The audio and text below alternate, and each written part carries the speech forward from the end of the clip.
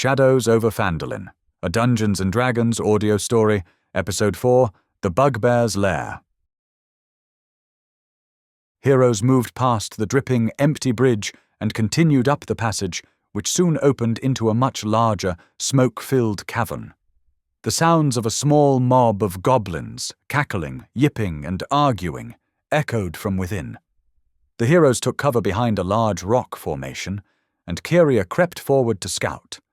She returned a moment later, grim-faced. "It's Sildar," she whispered. "Alive. He's being held on a high ledge by their leader. There are 5 other goblins below, near a cooking fire." "A hostage," Jerry said, the word tasting like ash. "This complicates things." "Complicated is my specialty," Tordin snarled. "We rush them. I'll take the 5 by the fire, you 3 go for the ledge." "Unwise," Nyssa countered, her voice calm and analytical. "The leader will kill Sildar before we can cross the room. We need to neutralize the lower group instantly." Her eyes began to glow with a soft, silver light. "I have a suggestion. Let me lead. When I give the word, be ready to strike." Nyssa stepped to the edge of their cover and began to whisper a complex arcane phrase. A cloud of shimmering, sparkling dust formed in her palm. With a soft breath, she blew the dust into the cavern. It floated silently, almost invisible in the hazy air, and settled over the goblins by the fire. "Dormir," she whispered. The effect was instantaneous. The goblins' bickering ceased. One dropped its head and face planted into a bowl of murky stew. Within seconds, 4 of the 5 were slumped over, fast asleep. The 5th looked around in a stupor, just as Tordin and Jerry charged into the room. A single, non-lethal blow from Tordin's axe handle sent the last conscious goblin slumping to the floor. On the ledge above, the goblin leader, a larger specimen, stared in stunned disbelief. "Treachery! Alarm!" he shrieked. But before the heroes could charge the natural staircase leading to the ledge, he grabbed the bound Sildar and hauled him to his feet, pressing a jagged dagger to the man's throat. "Truce!" Goblin screamed, dragging his captive to the very edge of the 10-foot escarpment. "Or the human dies! Stay back!" The heroes froze. Tordin lowered his axe, a frustrated growl caught in his throat. "That's right, big shot!" Leader cackled, thinking he had won. "You want your friend? You'll have to earn him. The boss of this cave is a bugbear named Clarg. You go kill Clarg for me. Bring me his head, and I'll let the human go." From the goblin's grasp, Sildar managed to gasp out a warning. "Don't trust him. He's a liar." Jerry stood at the bottom of the stairs, his mind racing. To bargain with such a creature was against his code, but Sildar's life hung in the balance. Beside him, Tordin quietly drew a small throwing axe from his belt. "Just give me the word, Jerry," he thought, measuring the distance. "It's a risky shot, but I can make it." The paladin made his decision. He ignored Tordin and leveled his long sword at the goblin leader, his voice ringing with cold authority. "Your terms are not acceptable. Release him now, goblin. Face us with what little honor you possess." Goblin leader grin vanished, replaced by a furious snarl as his bluff was called. "Foolish big talker. No honor. Only goblin!" he screeched, his face twisted with pure malice. "You want him? Have him!" With a final brutal shove, he pushed Sildar over the edge. Sildar fell. For a heart-stopping moment, he seemed to hang in the air, his eyes wide with shock. Below, the heroes lunged forward, Jerry with an outstretched arm, Tordin dropping his axe to try and break the fall, Kyria a blur of motion, Nyssa with a cry of horror. They were all just an instant too late. The thud of Sildar's body hitting the stone floor echoed in the now silent cavern. For a moment, the heroes stood frozen, the reality of their ruthless efficiency hanging in the air, immediately followed by the shocking consequence of their hesitation to parley. Above, goblin leader cackled, a wild, terrified sound. That sound broke the spell. Roar! Tordin's roar was one of pure, unrestrained fury. He snatched the throwing axe from his belt and hurled it at the goblin leader. The axe spun through the air, and the enemy shrieked as it whistled past his head, clipping his ear before burying itself in the rock wall behind him. The goblin's triumph evaporated into sheer terror. With a final panicked squeal, he turned and fled into a dark passage at the back of the chamber. Tordin took a step to give chase, his great axe ready. "He's not getting away." "Tordin, stop!" Jerry's voice was cold iron, devoid of its usual warmth. It was not a plea between friends, but a command. "The goblin is a rat. Sildar is a man. Our duty is here." "Secure the prisoners," Jerry commanded, already turning towards the stairs to the ledge. Tordin, however, had a different interpretation. He stood over one of the sleeping goblins, his axe held grimly in his hands. "I'll secure them," he growled. Jerry stopped, turning back to the dwarf. "What are you doing, Tordin? They are helpless." "They're alive," the dwarf retorted, his voice a low rasp. "We leave them, they wake up. They pick up their rusty little knives and stick them in our backs while we're fighting their boss. I'm not dying because of a sleepy goblin." "He's not wrong, Jerry," Kyria said quietly from the shadows. "It's a tactical risk. They wouldn't offer us the same courtesy." "Courtesy has nothing to do with it." Jerry's voice was sharp with disbelief. "This is murder. We are not butchers." "I am when it comes to these things," Tordin said. Before Jerry could protest further, the dwarf acted. With 4 swift, brutal blows, he dispatched the sleeping goblins. The acts were brutally efficient, devoid of honor or glory.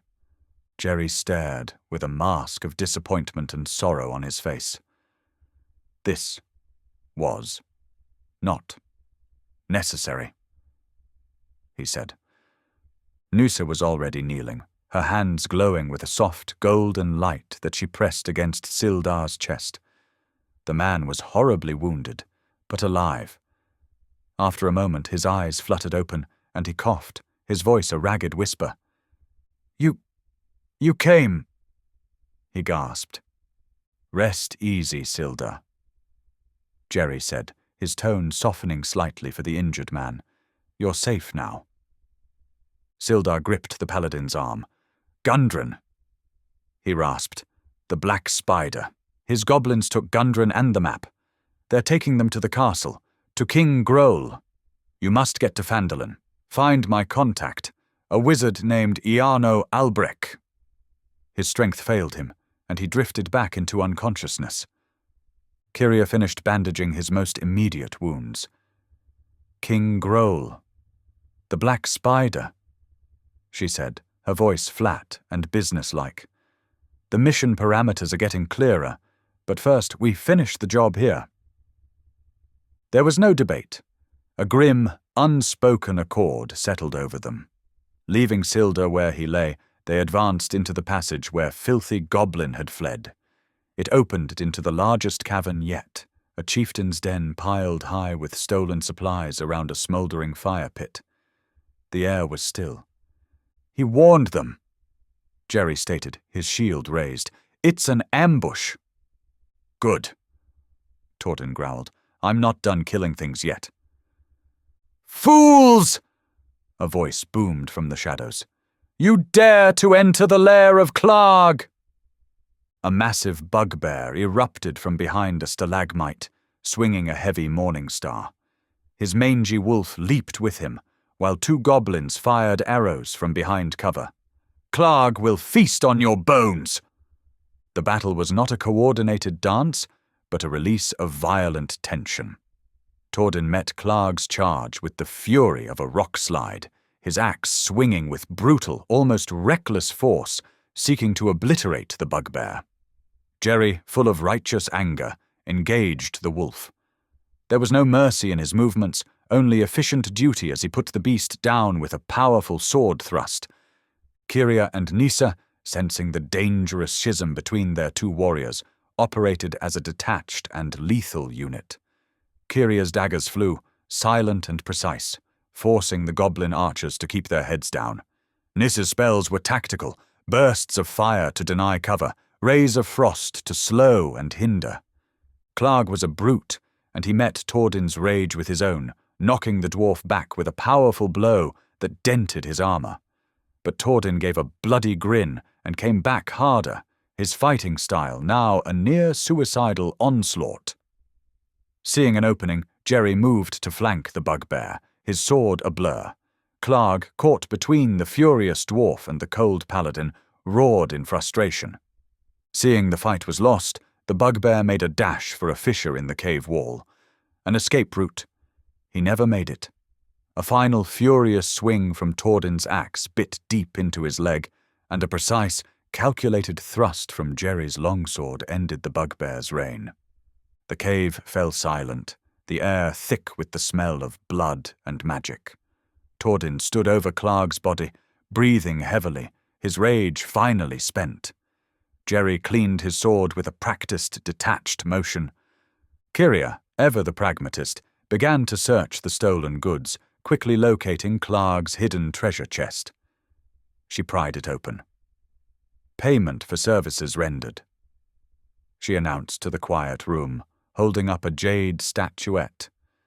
There were no cheers, no shared looks of triumph. They had cleared the hideout. They had won. But as they gathered the treasure and prepared to carry Sildar out of the bloody cavern, the division between two warriors was a wound far deeper than any the goblins could have inflicted. The grey light of dawn found the heroes emerging from the Cragmaw Hideout, the stench of goblin and blood clinging to them like a shroud. The mood was as heavy and sombre as the morning sky. Kyria and Nissa supported a weak Sildar Hallwinter, while Tordin and Jerry walked on opposite sides of the path, a chasm of silence between them. "Thank you," Sildar said, his voice raspy. I owe you my life." "Our duty was to find you, Master Hallwinter," Jerry replied, his tone clipped and cold. "Nothing more." The journey back to the Tribord Trail was a silent, punishing march. They retrieved the wagon and the patient oxen from the ambush site, turned towards Phandalin, and pressed on. It was late afternoon when the rutted track finally widened, and the first simple log buildings of the town came into view. Phandalin was a rugged settlement, carved out of the wilderness and surrounded by the crumbling stone ruins of a forgotten age.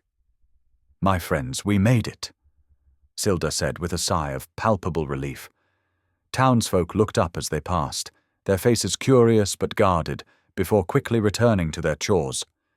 The party pulled the wagon to a halt outside the largest establishment on the main street, a trading post with a sign that read, "Barthen's Provisions." A kindly-looking man with a balding head came out to greet them. "The gods be praised. Gundren's supplies," he exclaimed, his relief turning to concern as he took in Sildar's state. "But where is he?" Inside the shop, as Sildar recounted the grim tale of the ambush and capture, Elmar Barthen's face fell. "The Black Spider," he murmured. Dark news. Gundren was a friend. He was so excited talking about rediscovering the lost mine of the Phandelver's pact. True to his word, Barthen paid them each 10 gold pieces, pressing the coins into their hands. "1,000 thanks," he said sincerely. "I pray you find him. His brothers, Nundro and Tharden, are camped in the hills. They'll be devastated." With their original mission complete, Sildar leaned heavily on Jerry. "I must rest," he said. "I'm told the Stonehill Inn is the best lodging available." The inn was a large, newly built roadhouse of fieldstone and timber, a bastion of warmth and safety. After seeing a weary Sildar to his room to recover, the 4 companions took a large table in the common room.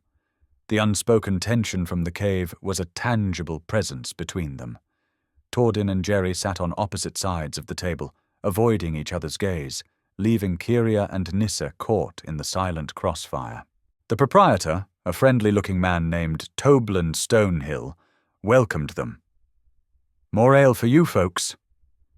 he asked, though his eyes darted nervously towards the door. "Just try and keep a low profile, eh? This town, it's not a good place for folks who stand out." He speaks of it like a sickness, Jerry thought, his hand resting on his mug. Not a sickness of the body, but of the spirit. Fear is a poison that makes good people look away. "We need to talk," the paladin said, turning to the dwarf. Tordin took a long drink of his ale before answering, his eyes hard. "Nothing to talk about. Goblins are goblins. I did what was needed to keep us alive." What was needed was to neutralize a threat. Jerry countered, his voice low but firm. "What you did in that cave? That was an execution. They were helpless. There is no honor in that." The dwarf leaned forward, his voice a dangerous growl. "Honor? Honor doesn't keep a goblin's knife from your back. My people have been fighting those creatures in the dark for 1,000 years. We've learned the hard way that the only honor they respect is a sharp axe. I did it to protect this party. To protect you." Jerry listened, the anger on his face softening into a weary conflict. "My code demands I protect the helpless. Any helpless. It is a line I will not cross." A long silence stretched between them. Tordin studied the paladin, seeing not weakness, but a strength as unyielding as granite. He let out a long breath, the fury finally draining from him. "No," he said quietly. "You wouldn't. Your honor is a harder shield than that steel one you carry." He pushed his own, still full mug of ale across the table. "I won't apologize for what I did," Tordin said, his voice gruff. "But I'll not have you thinking I did it for pleasure. I respect your code, Jerry, even if I think it's going to get you killed one day." Jerry looked at the offered mug, a silent truce. He slid his own ale next to it. "And I respect your commitment to protecting us, though your methods may be harsh." Tordin picked up his mug and raised it slightly. "Let's agree on this, then. We're here to save my kinsman and get paid. We'll do it together.